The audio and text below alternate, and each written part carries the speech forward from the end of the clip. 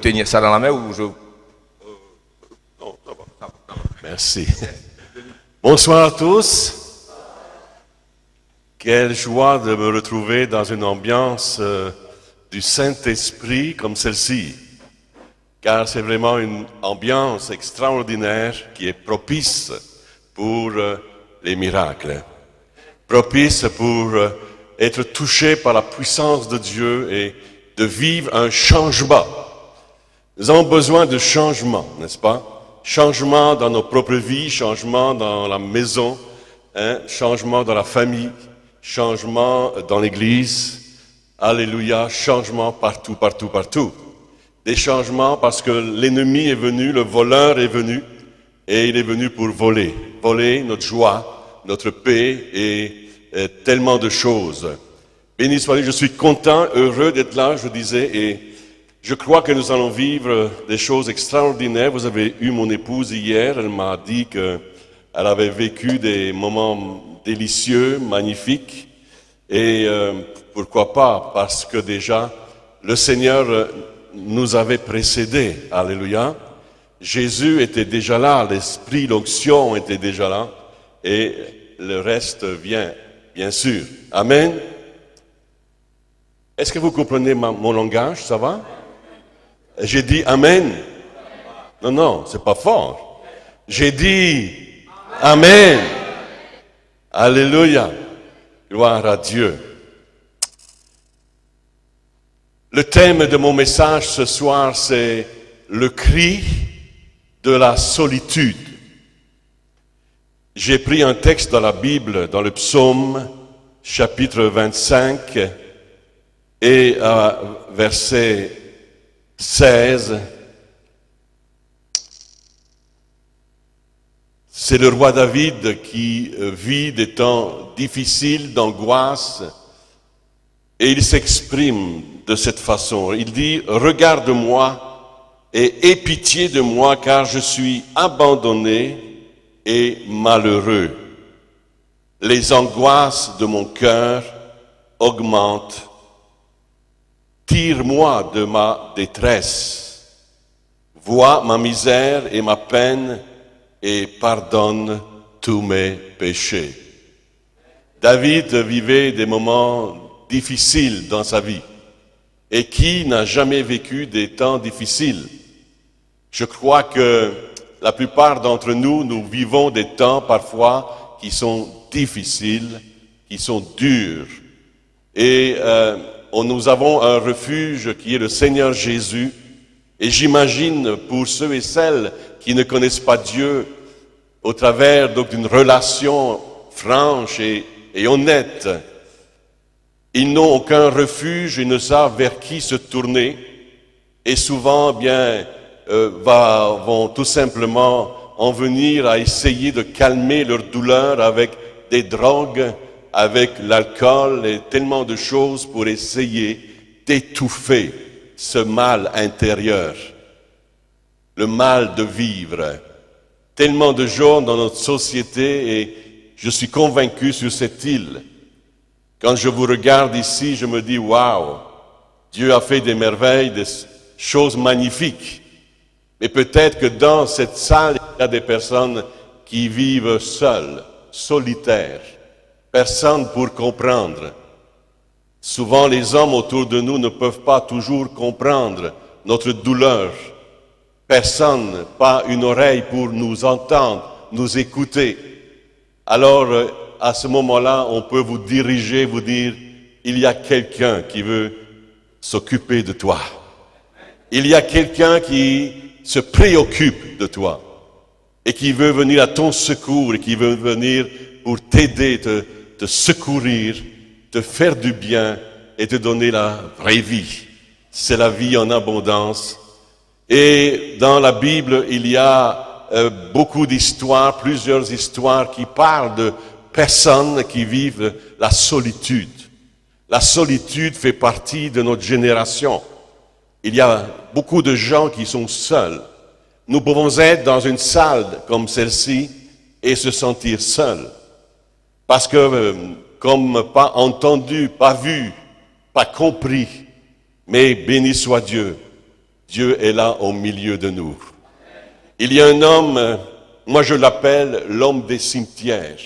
Et vous trouvez son histoire dans l'évangile de Marc, chapitre 5, et où il nous est dit, ils arrivèrent l'autre bord de la mer, dans le pays de Ganaréniens, au verset 2 maintenant, aussitôt que Jésus fut hors de la barque, il vint au devant de lui un homme sortant des sépulcres et possédé d'un esprit impur. Cet homme-là avait une famille, probablement, et est arrivé toutes sortes de choses dans sa vie. Peut-être a-t-il touché à l'occultisme, à la sorcellerie.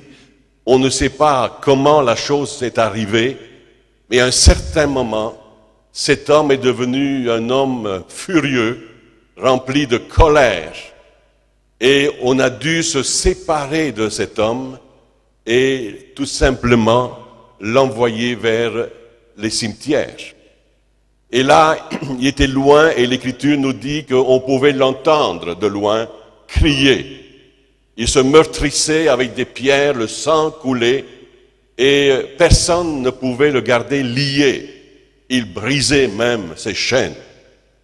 Voyez-vous la force, la puissance de Satan, de l'ennemi qui avait pris place dans cet homme. Cet homme n'avait plus aucune vie, aucune espérance. On l'avait rejeté, il était loin des hommes, loin dans le cimetière, vivant avec les morts, parce que lui-même étant mort déjà intérieurement. Et là, dans ce cimetière, peut-être que la famille, les enfants, madame, pouvaient entendre son mari crier là-bas de douleur. On pouvait l'entendre crier depuis le village parce qu'il se meurtrissait. Et là, Jésus était sur le lac. Et l'Écriture nous dit qu'il traversait le lac. Et j'ai comme l'impression que Jésus pouvait entendre le cri désespéré de cet homme. Alors peut-être pas comme cela parce qu'il était loin, mais dans l'esprit, Jésus pouvait entendre. Parce que Jésus entend tous les cris désespérés, de tous les cris qui crient vers lui et qui demandent l'aide et le secours. Cet homme ne savait pas vers qui aller, vers qui crier, mais il criait sa douleur. Comme tellement de gens aujourd'hui dans le monde, dans notre société, ils pleurent, crient leur douleur.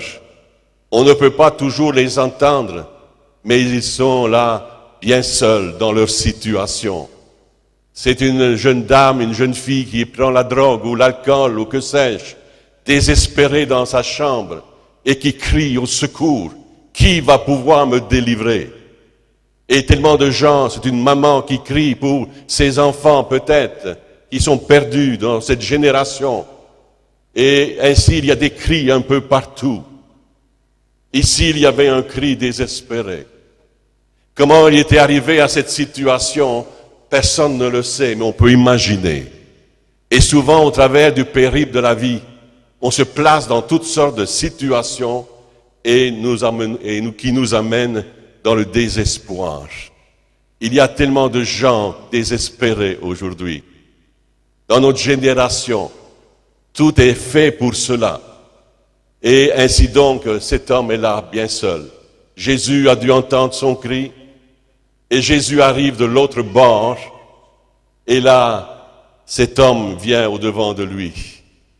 On peut imaginer les disciples qui accompagnaient Jésus, qui voyaient cet homme, et là, avec crainte. Ils avaient peur, mais Jésus est là, amen. Et Jésus est là pour faire quelque chose de magnifique. Alors que personne n'avait plus rien faire pour cet homme. Béni soit Dieu, alléluia. Jésus va faire quelque chose de magnifique. Jésus va chasser. On ne prendra pas toute l'histoire, mais Jésus va chasser les démons qu'il y avait dans cet homme. Alléluia. Les puissances des ténèbres n'ont pu résister à la voix de Jésus. Pas plus ce soir, aucun démon ne peut résister devant l'autorité de Jésus. Aucun diable ne peut résister. Alléluia. Devant la puissance du nom de Jésus. Et Jésus ainsi a libéré cet homme de son esclavage, l'a libéré de ses chaînes. Et l'Écriture nous dit qu'on le retrouve assis, vêtu et dans son bon sens. Oh, combien cet homme était sans doute misérable, nu, et n'ayant plus toutes ses pensées, et réagissait mal dans toutes ses actions. Mais là maintenant, cet homme est différent. Alléluia. Il est là, libéré, assis, un lieu de repos. Cet homme n'avait plus eu de repos pour combien de temps peut-être. Il ne pouvait plus avoir de repos, mais là maintenant, il est assis, vêtu et dans son bon sens. Alléluia. Je peux imaginer alors que cet homme est reparti vers le village, à la rencontre de sa famille. Amen. Tout cela n'est pas écrit, mais nous pouvons imaginer. Amen. Cet homme a dû descendre la colline, là où il y avait le cimetière. Et là, il vient vers la maison. Madame qui voit son mari arriver. Oh, alléluia. Dites avec moi, alléluia. Oh, merci Jésus. Là, elle avait peur peut-être parce qu'elle connaissait son mari. Elle avait peut-être un bâton derrière le dos. Et puis les enfants derrière cachés éventuellement parce que peur pour le papa qui était rempli de colère. Mais là, c'est différent. Plus cet homme approche de la maison, son visage n'est plus le même. Il a changé. Et là, il y a le sourire. Oh, alléluia. Lorsque Jésus vient habiter en nous, béni soit Dieu, tout change. Même notre regard est différent. Alléluia. Nos yeux sont différents. Il y a la lumière qui est là. C'est la lumière de Jésus-Christ. Mes amis, tout peut changer ce soir. Dieu libère les captifs. Il brise les chaînes des prisonniers. Béni soit l'Éternel. Waouh, alléluia. Cet homme était seul, angoissé, désespéré, mais maintenant libéré. Alléluia, changé. Il y avait une histoire que nous trouvons dans Jean, l'évangile de Jean, chapitre 5. Il y a un homme qui est assis à une piscine. Ça fait tellement longtemps qu'il est là, souffrant. Il n'y avait personne, il le dit lui-même, il ne trouve personne. Personne pour me jeter dans la piscine quand l'eau est agitée et pendant que j'y vais, un autre descend avant moi. On peut imaginer toutes ces années, chers amis, malade. Et de temps en temps, il y avait un miracle parce que l'eau était agitée par un ange.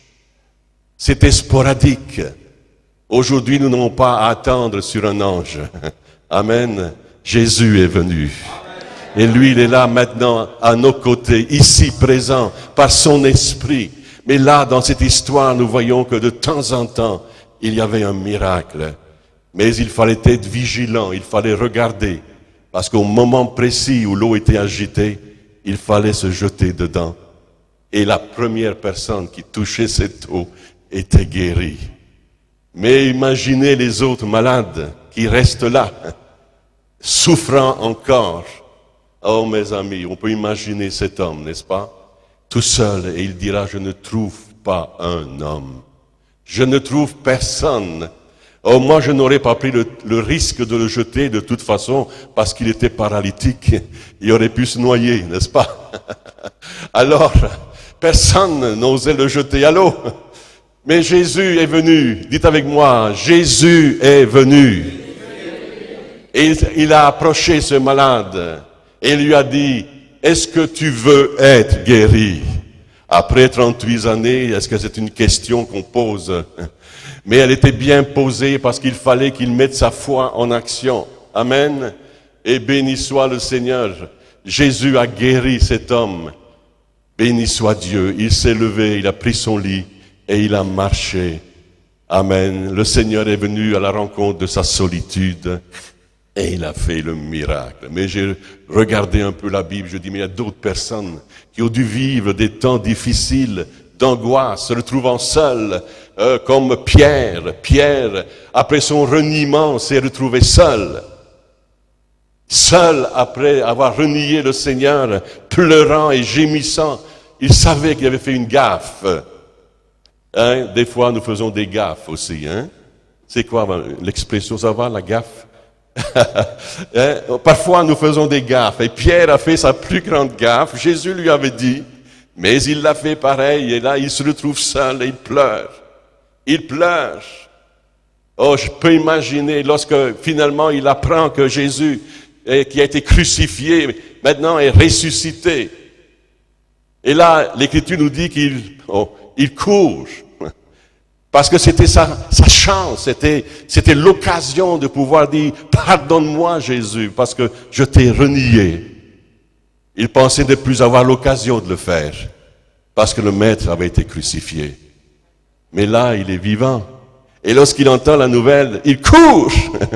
Il court au tombeau et il arrive là, et puis Jésus n'est plus là.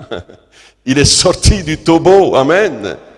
Alors il était encore avec sa solitude et puis ses réflexions, jusqu'au moment où il voit le ressuscité. Alléluia.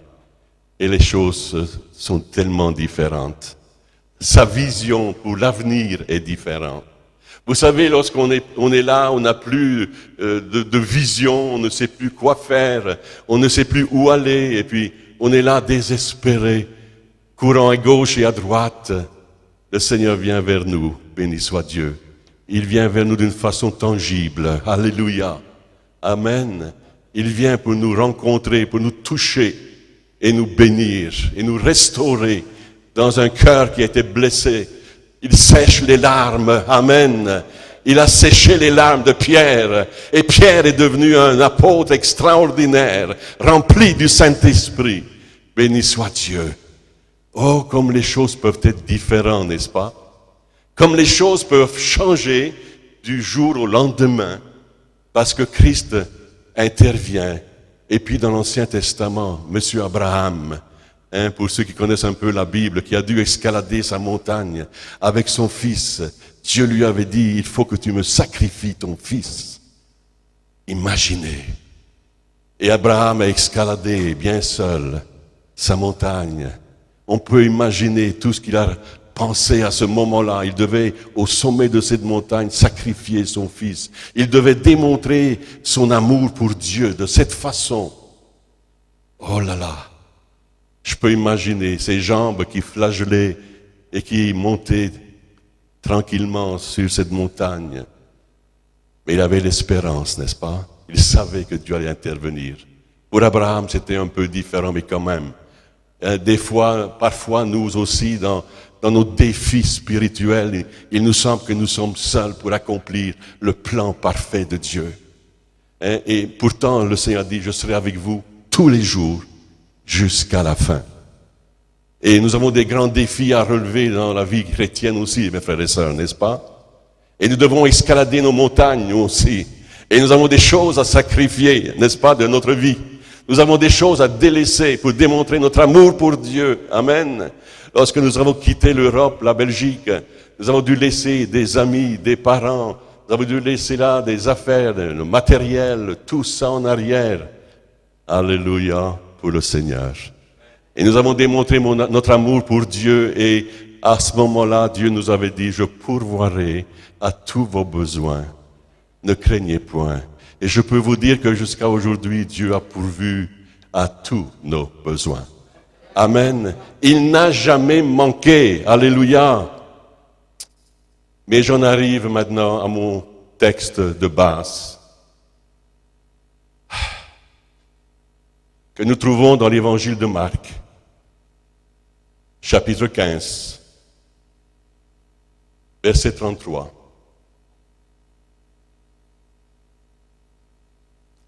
Nous allons voir ensemble ce soir Jésus dans ses derniers instants, lui aussi se retrouvant seul.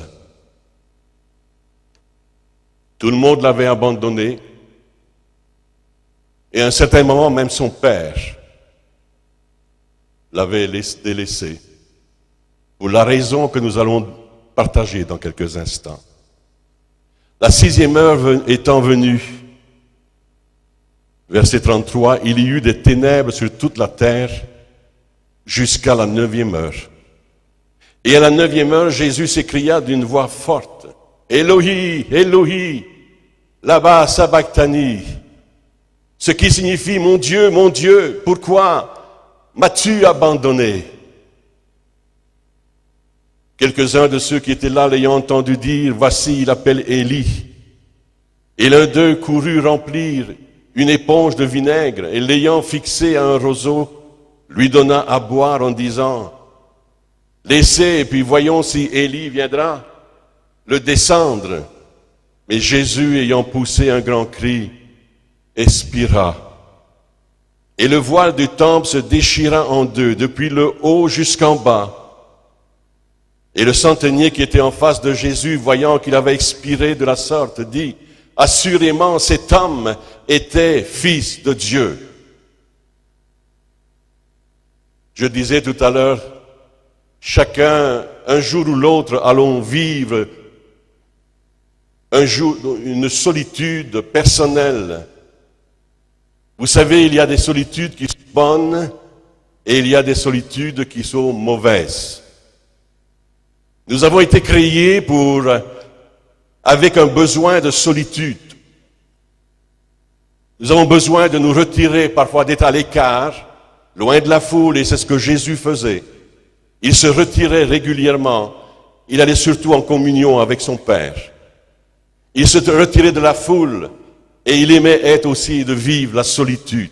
Il y a la solitude que le Seigneur nous demande d'avoir aussi avec lui, d'avoir des temps cœur à cœur, de rentrer dans notre chambre et puis là, de fermer notre porte. Derrière la famille, peut-être derrière les enfants, il y a seulement nous, moi et Dieu. Et ce sont des moments de solitude mais qui sont bonnes, qui sont agréables. Des moments où Dieu forge notre foi, forge notre caractère. La solitude est souvent pour une meilleure écoute. On peut mieux entendre lorsque on est seul à l'écart et je crois que c'est très recommandable de pouvoir sortir parfois et d'aller quelque part où il n'y a rien, personne. On s'isole. Ça, c'est bien. C'est une bonne chose lorsque c'est pour la réflexion, lorsque on veut méditer surtout sur la parole de Dieu. Méditer, réfléchir sur soi-même, sur notre condition. Et les raisons pourquoi peut-être nous sommes acculés à telle et telle circonstance.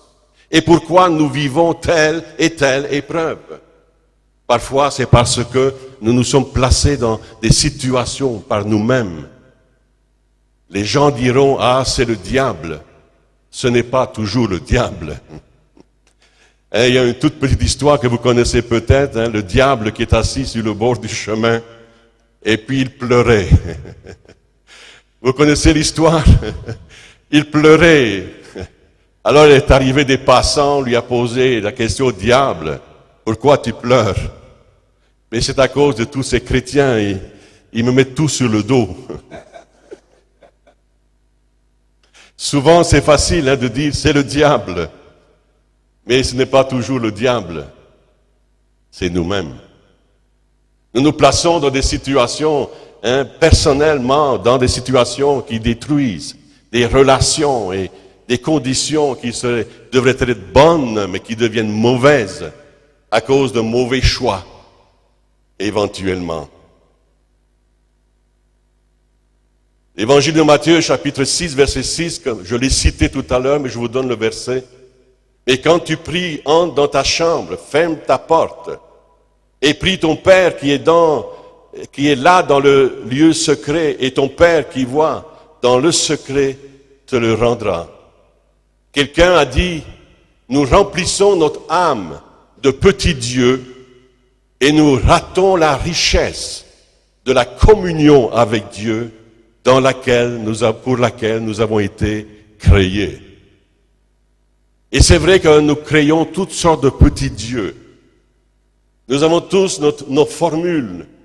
Nous avons tous des choses auxquelles on s'attache. Et on pense que notre existence va tourner et gravir autour de ces choses. Matérielles et biens matériels, les finances, l'emploi, la réussite, et puis j'en passe. Il y a tellement de dieux, n'est-ce pas? On se les forge. On imagine que c'est cela qui va faire que les choses vont bien fonctionner pour nous. Mais souvent, eh bien, c'est l'échec. Et je répète un peu cette citation, nous remplissons notre âme de petits dieux. Et nous ratons la richesse de la communion avec Dieu pour laquelle nous avons été créés. C'est la plus grande richesse que nous pouvons recevoir, c'est cette communion que nous pouvons avoir intense avec Dieu. Nous devons rechercher l'intimité de Dieu. Et quand vous l'aurez, vous ne vous sentirez plus jamais seul. On peut se trouver seul, je l'ai dit tout à l'heure. Ça peut être difficile, personne pour nous écouter, personne pour nous entendre. Mais dans la foule, lorsque nous avons trouvé Dieu, alléluia, alléluia, quand nous l'avons trouvé, alors la solitude disparaît. À la maison, parfois nous disons, mais peut-être que la famille va pouvoir changer les choses. Une épouse, un mari, et combien d'échecs aujourd'hui dans les relations conjugales.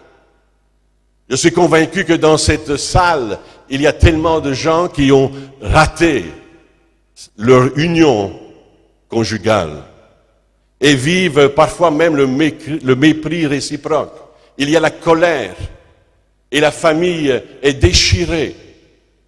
Aujourd'hui, avec l'Internet et avec toutes les choses que l'on utilise, et béni soit Dieu, j'utilise l'Internet aussi. Mais avez-vous remarqué qu'à la maison, il n'y a plus cette famille comme auparavant? Tout le monde a ses petits machins dans les mains et on circule sur le web un peu partout. Et même parfois, j'ai vu qu'on communiquait, on est dans la même maison, mais on communique avec le texto. Madame est là, monsieur est là, puis il se parle avec le texto. Plus capable de communiquer comme ça, verbalement, n'est-ce pas? Et c'est terrible, non? Parce qu'il n'y en a plus de famille. Il n'y a plus l'esprit de famille.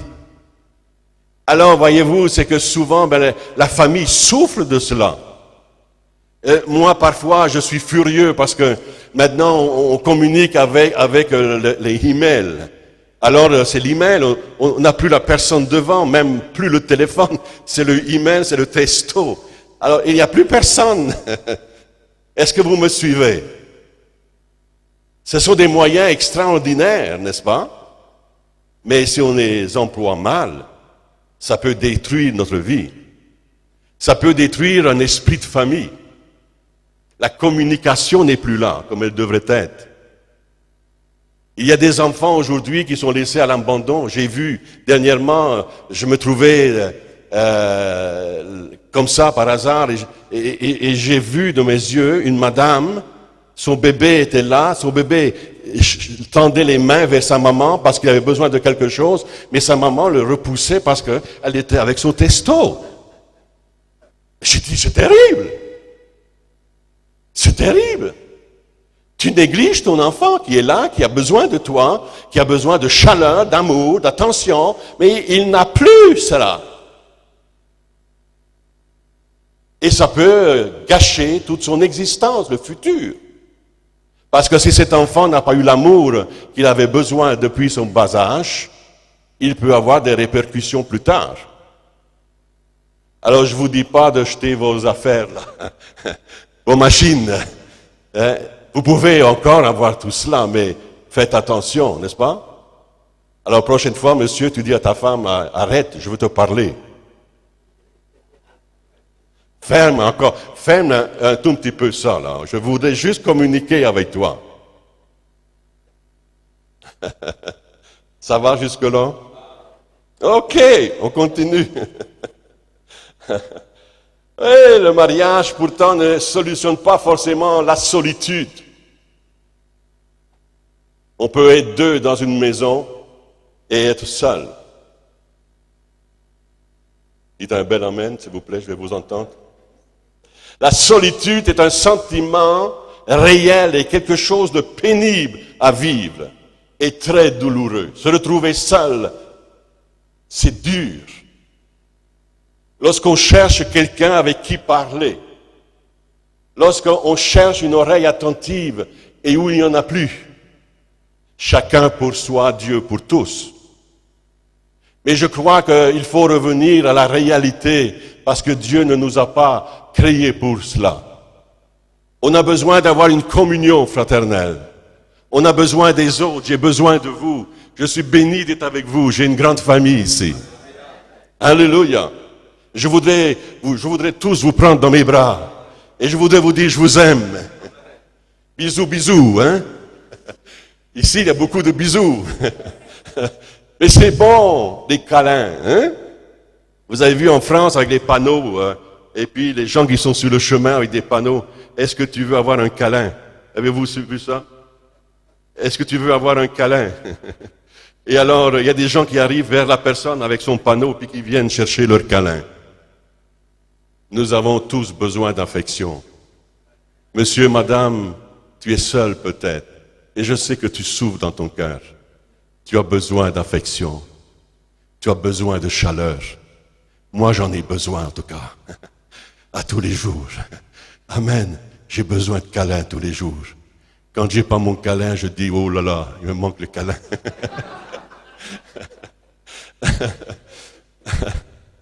Oh. Le cri de Jésus. Le cri de Jésus. Mon Dieu, pourquoi m'as-tu abandonné? C'est un cri de désespoir. C'est un cri de solitude. Et je crois que c'est ce qui a fait le plus souffrir notre Seigneur. Il a eu le fouet, bien sûr, les coups de poing éventuellement, n'est-ce pas? On a craché sur lui. On l'a rejeté, bafoué, insulté. Mais je pense que la plus grande souffrance que Jésus a ressentie, c'est au moment où il a ressenti ce Père qui s'éloignait du Fils. Parce qu'à ce moment-là précis, le péché de l'humanité se plaçait sur lui. Pouvez-vous imaginer le juste, le saint? Il n'avait jamais connu le péché. Il n'avait jamais connu la séparation de son Père. Dans le jardin de Gethsémani, là, le Père était encore là. Et puis il a envoyé de l'aide et de l'assistance pour ce fils qui souffrait, qui déjà agonisait dans le fond. Il dira, Père, est-ce que cette coupe peut s'éloigner de moi? Mais le Père était encore là. Le Père était encore là. Papa était encore là pour le soutenir, pour l'encourager.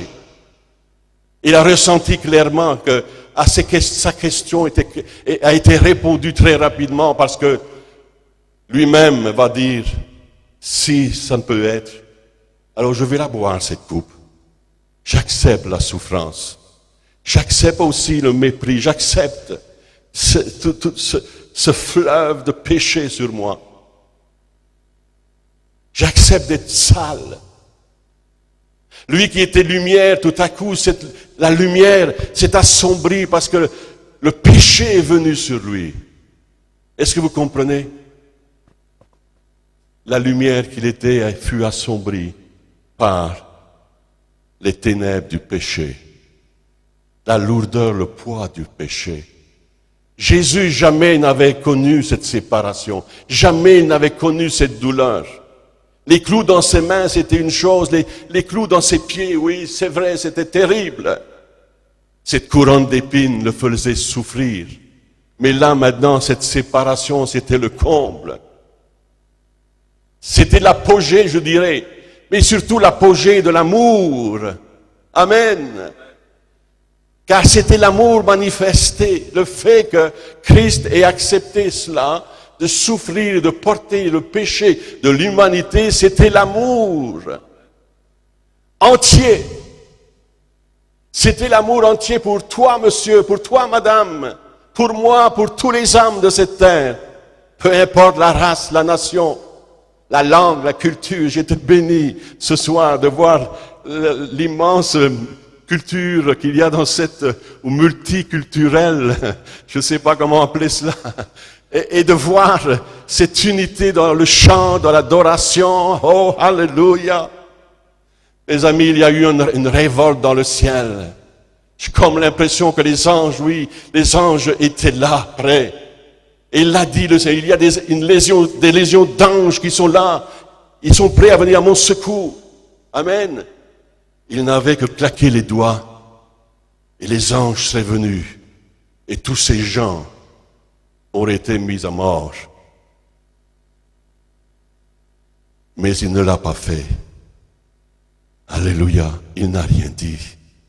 Il est allé jusqu'au bout. Pour toi, monsieur et madame. Et pour moi, pour mon salut, il fallait que le sang du juste coule sur le calvaire. Il fallait que le juste meure pour nous, les injustes. Il a accompli cela pour toi et moi. Amen. Il est mort seul. Oh, il y avait les disciples, il y avait Marie. Il y en avait qui regardaient de loin. C'est sûr, il y avait la foule, plus loin là. Et il y avait les pharisiens surtout. Et il y avait les hommes religieux, et puis ils étaient là, ils ricanaient. Ils disaient, ah, on l'a bien vu là. C'en est fini, ça y est, on a réussi notre coup, hein?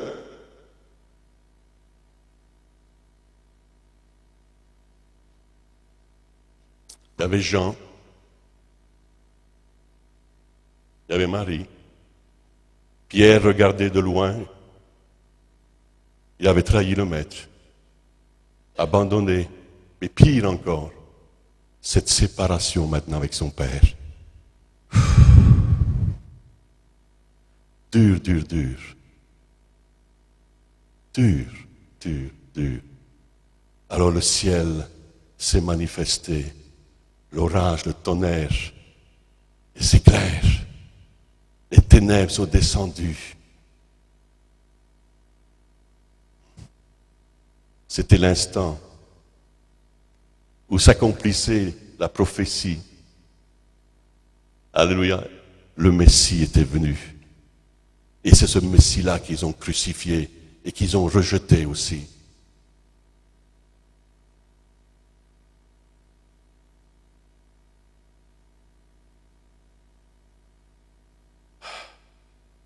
Est-ce qu'on peut entendre le cri de Jésus, Père? J'ai comme l'impression que ça retentit dans le monde encore, au travers de l'évangile qui est annoncé dans le monde entier.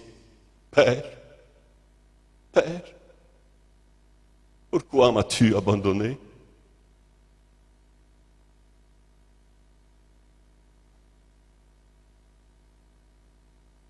C'était une grande souffrance. Très grande souffrance.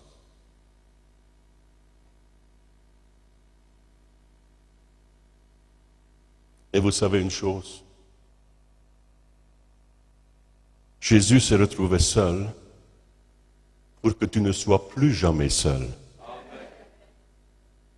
Jésus a vécu cette solitude pour toi et moi, afin que tu ne sois plus jamais seul.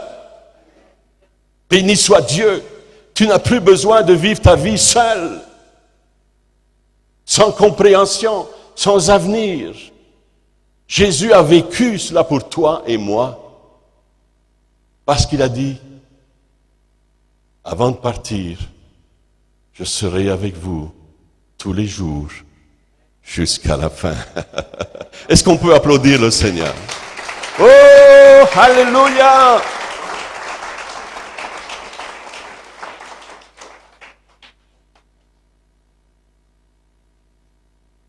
Plus jamais seul. Et c'est là le message de ce soir, mes amis, l'invitation à accueillir ce Jésus royalement. Et puis de dire, Seigneur Jésus, j'ai entendu ce cri désespéré ce soir. Ce cri que tu as lancé pour l'humanité. Père, pardonne-leur, car ils ne savent ce qu'ils font. Quel amour, n'est-ce pas? Qui peut mesurer, nous dit l'apôtre, la largeur, la profondeur, la hauteur de l'amour de Christ? Un jour, un enfant est allé vers sa mère, lui dit, mais peux-tu m'expliquer l'amour de Dieu? Et la maman a mis ses bras comme cela en croix. Elle a dit, son amour, c'était grand comme ça.